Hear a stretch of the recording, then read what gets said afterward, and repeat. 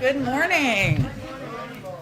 Okay, so we don't have a long time this morning because of a gather. If people want to stay, I'm happy to answer additional questions, but we wanted to get it in before the president left for his trip to the NIH. A couple of items I just wanted to note for all of you at the top. Today, as you all have seen, the president will announce new actions to combat COVID-19 as we head into the winter months and face a new variant. We're pulling out all the stops to get people maximum protection from this pandemic. The president will talk about a new nationwide booster campaign to get people their highest level of protection yet. Kids vaccines being widely available and the launch of hundreds of new family clinics to make it easier for parents and kids to get vaccinated together, and free at-home tests for Americans, also making them widely available to people who are uninsured at community health centers and other locations where people can go. Taken together, the actions announced today will build on our strong progress. They will help protect people so the spread of COVID accelerate our path out of the pandemic.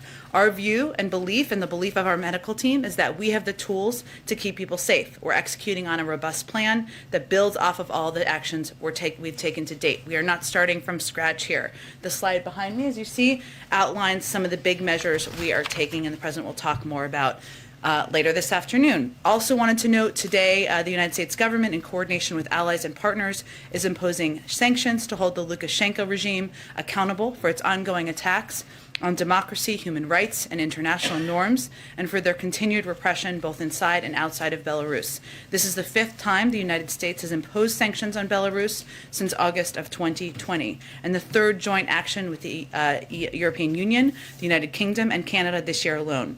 It reflects our united determination to act in the face of the increased repression, including the detention of nearly 900 political prisoners, and in response to the Lukashenko regime's callous exploitation of vulnerable migrants from other countries and the regime's orchestration of migrant smuggling into the European Union. We will continue working together with allies and partners to hold accountable those responsible for human rights violations and abuses in Belarus. Alex, why don't you kick us off? Thanks, Jen.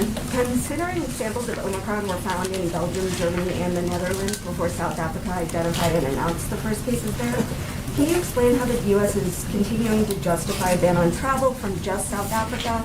And is the administration considering bans on travel to any of those other countries? And how long will the travel ban remain in effect? Well, we will continue to assess on a daily basis, and the president is meeting with his COVID team every single day, including this morning, to assess what additional steps should be taken to protect the American people. And he will always err on the side of protecting the American people. The decision to put in place specific travel restrictions from a set of countries was made based on the recommendation of our health and medical team, and based on the fact that there were hundreds, if not thousands, of cases that we were seeing in South Africa and concern about neighboring countries. So that was the decision that was made at that time. No one wants that to be permanent. As you know, we are assessing and reviewing, working 24/7.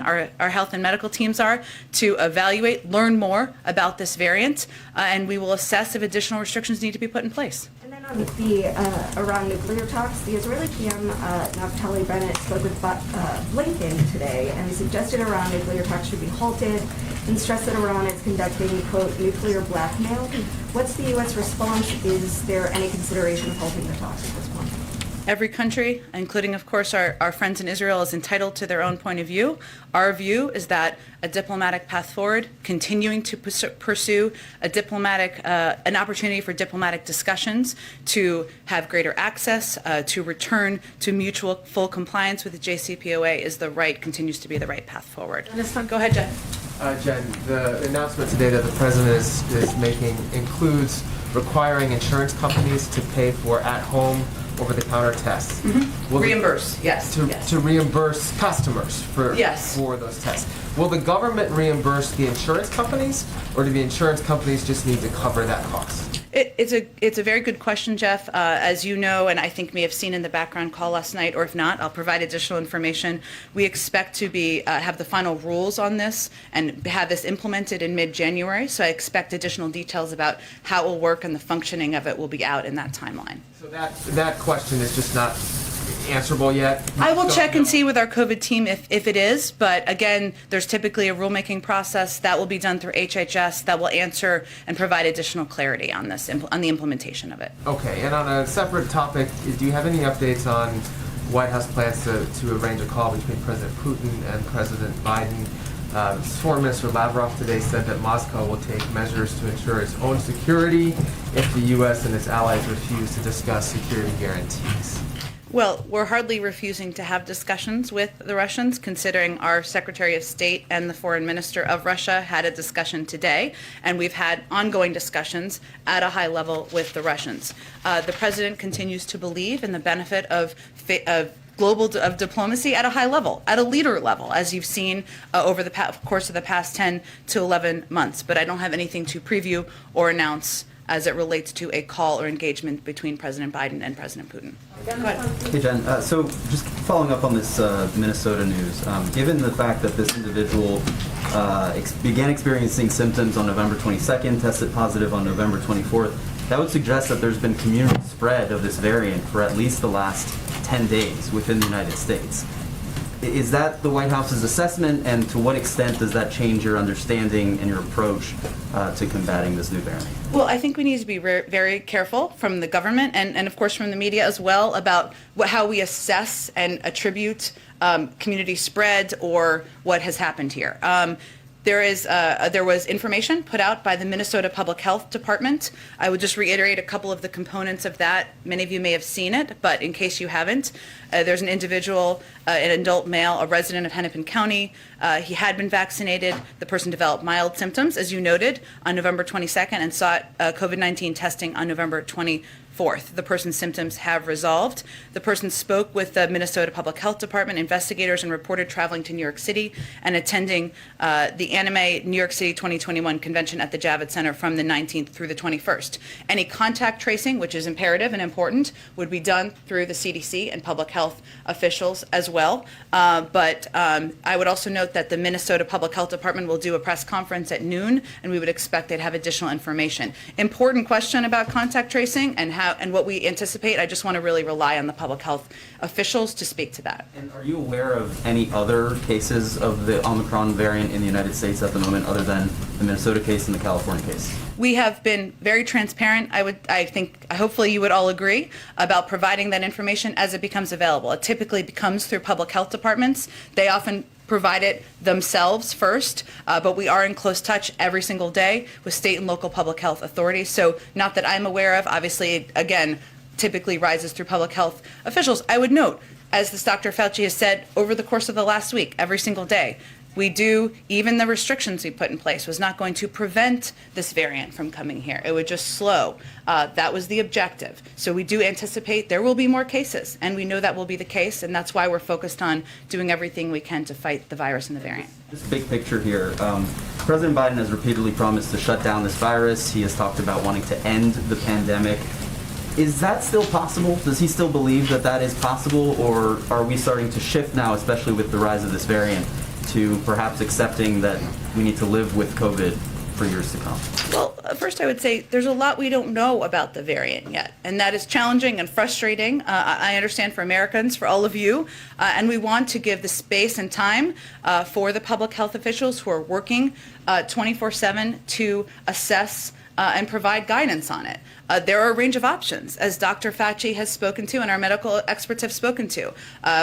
It could be less deadly. It could be more. We don't know. So I just want to say that that is the next step in this process. The president, and you'll hear him speak to this today, continues to believe that if we build on the bold steps that we've taken to date, if we continue to make the vaccines more accessible, to increase testing, increase masking, we can return to a version of normal in this country. That's what everybody wants and everybody would like to see. Go ahead. Back on the question about these reimbursements for rapid testing, as anyone who's tried this knows, it can be kind of a cumbersome process. So why not just try and subsidize the price of these tests, as some of the other countries have done? Well, first I would say that we're approaching it a little differently from some other countries. I know this isn't exactly what you asked, but we see the FDA process of reviewing and evaluating the efficacy and effectiveness of tests as the gold standard. That is a high bar in our view, and that's important to abide by that. Our medical team looked at a range of options. We want to make testing more available and more accessible to people across the country. There are 4 times more tests available now than there were in the summer. We will continue to build on that. So this is a step that was our team agreed was implementable and possible to do now, and we will continue to build on it. And on the issue of government funding, yesterday you said you were confident that we won't see a shutdown. You know, we know the House is acting today, but a small group of Senate Republicans are still objecting. Do you still have that same level of confidence today that we won't see a shutdown? Well, the good news that I think you all saw today, and we just put out a SAP, or a Statement of Administration Policy, you know how we feel about acronyms around here, supporting the swift passage of H.R. 6119, which was basically a deal struck this morning. We still feel that there's time for lawmakers to set aside reckless and irresponsible political games and enact the short-term continuing resolution that would fund the government through early next year and allow for time for a full year budget agreement, which is obviously our overarching objective. So there is still time to do that. And of course, it's up to Congress to do that. But we are confident they will take steps to keep the government open. There is still time, but not a lot of time. So have you started to take steps to prepare for a possible shutdown, even if it is, you know, just one that lasts through the weekend? Sure. So there are steps that are taken by the OMB, our budget team, that are standard. And they're not steps taken out of an assessment or evaluation of what's possible or the legislative possibilities. They typically start engaging with agencies about a week in advance of any scheduled timeline for government funding. They did that as of last Friday. They had another scheduled time to engage with agencies today. So that is standard operating procedure, and that's underway. But again, our objective is, of course, to prevent the government shutdown. We are, and of course, that's up to Congress to get done. One quick immigration question. The administration announced today that the U.S. and Mexico have reached a deal to restart the Remain in Mexico program that was started under President Trump. This is something that your administration is fighting in court. The president, has railed against this policy. He's called it dangerous, inhumane, saying it goes against everything we stand for as a nation. I'm just wondering if you can reflect on how he feels about having now to see this move forward now.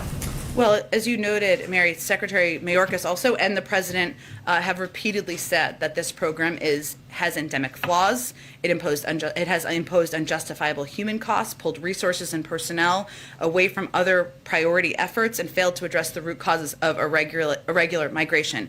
Deeply flawed. That's why we stopped enrolling individuals in the program on day one and subsequently issued a memorandum in June terminating the program.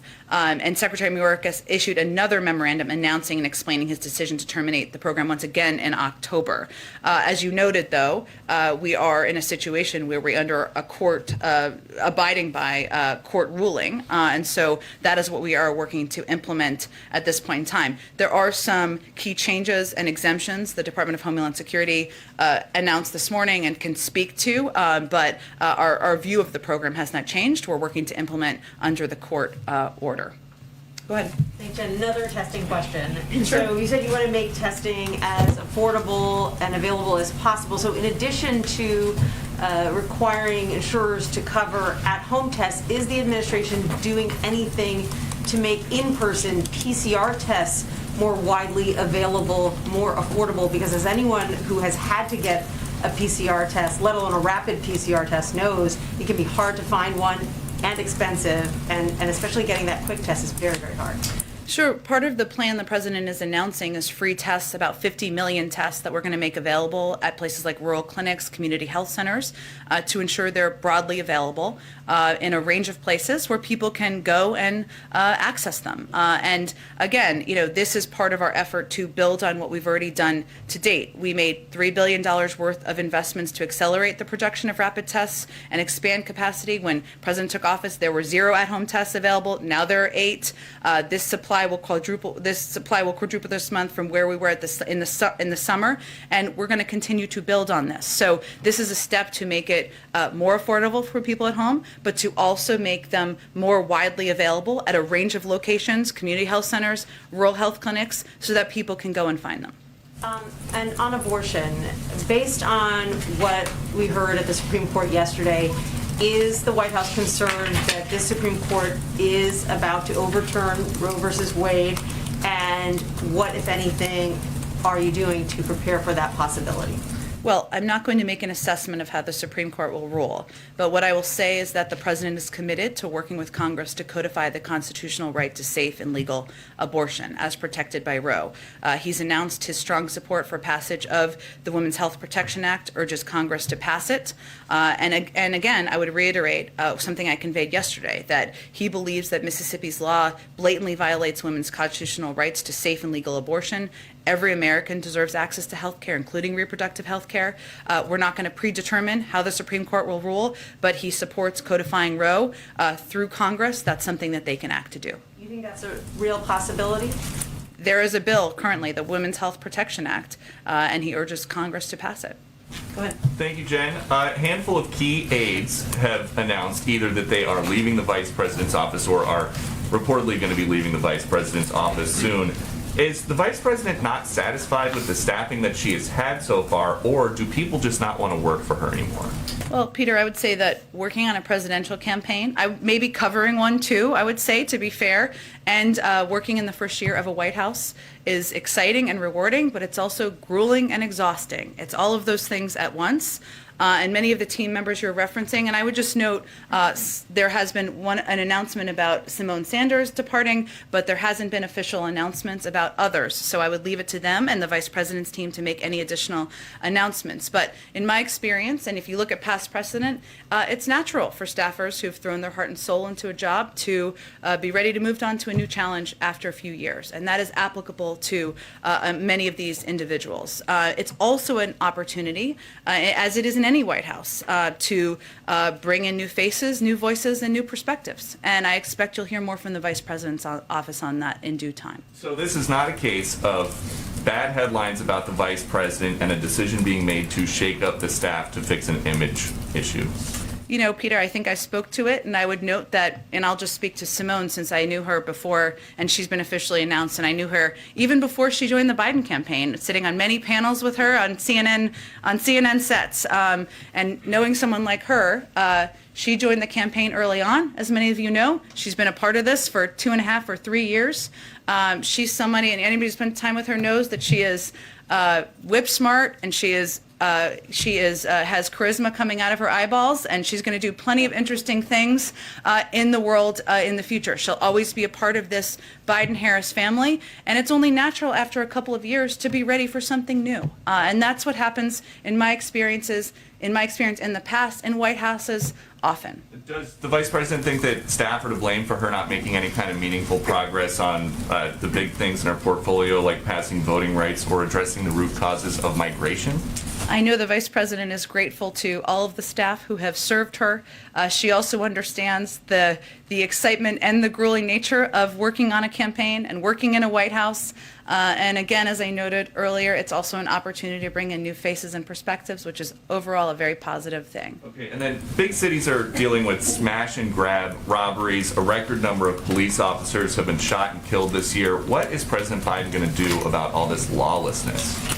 Well, Peter, I would say that, one, the president proposed additional funding in his budget over the funding that had been proposed by the prior president to increase and support local police departments, make sure we keep cops on the beat, and we ensure that local communities are working in partnership to crack down on crime and any dangers they see in their community. So that's one of the steps. We've also worked with a range of communities across the country on strike forces, as you know, something we've talked about in the past. We're continuing to implement that from the Department of Justice, but the president absolutely believes that community police forces can have an important instrumental effect in helping keep communities safe. And does the president still think that crime is up because of the pandemic?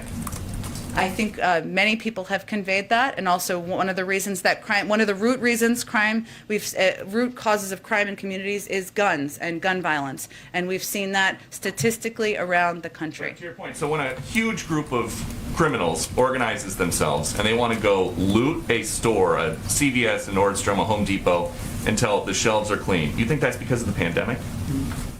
I think a root cause in a lot of communities is the pandemic, yes. Go ahead. Thanks, Jen. I wanted to follow up on some of Alex's questions about some of the travel restrictions Sure. in Southern Africa. You say that the White House will continue to reassess those, but I wonder, we heard from the UN Secretary General who called these travel restrictions a form of travel apartheid.